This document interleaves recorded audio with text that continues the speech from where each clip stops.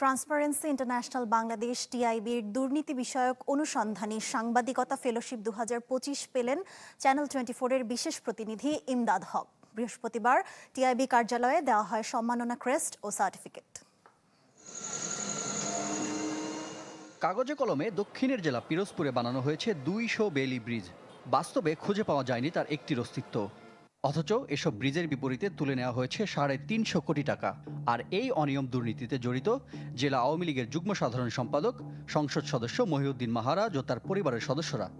এই অনিয়ম দুর্নীতির এমন চিত্র উঠে আসে চ্যানেল 24-এর ধারাবাহিক অনুসন্ধানী প্রতিবেদনে।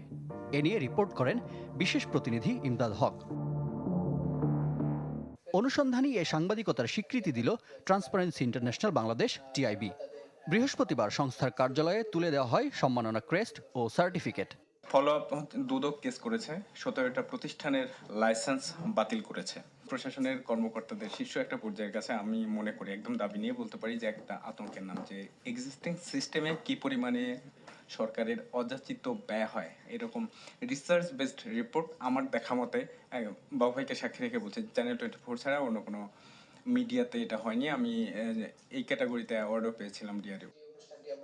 অনুষ্ঠানে চ্যানেল 24-এর নির্বাহী পরিচালক বলেন, দেশে শক্তিশালী অনুসন্ধানী সাংবাদিকতার অভাবে বড় বড় অনিয়ম থেকে যাচ্ছে আড়ালে।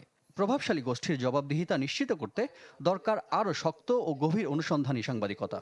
এটা কিন্তু খুবই নমিনাল। আমাদের দেশে যে ইনভেস্টিগেটিভ জার্নালিজমটা যেটা হচ্ছে, আমি মনে করি এটা একটা বারাজ অফ ইনভেস্টিগেটিভ জার্নালিজম থাকা উচিত, যাতে মাথা নষ্ট হয়ে যায় আমাদের পলিসি মেকারদের, আমাদের যারা রাষ্ট্র পরিচালনা করেন তারা যাতে ভাবতে বাধ্য হন।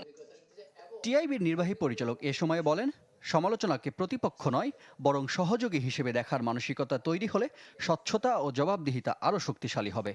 আমাদের কাজ যেরকম চ্যালেঞ্জিং, কোনো আমাদের দেশে এরকম সংস্কৃতি এখনো হয় নাই যে সমালোচককে সহায়ক হিসাবে বিবেচনা করার মতো যে সৎসাহস, সেটি এখন পর্যন্ত সার্বিকভাবে প্রতিষ্ঠিত হয় নাই।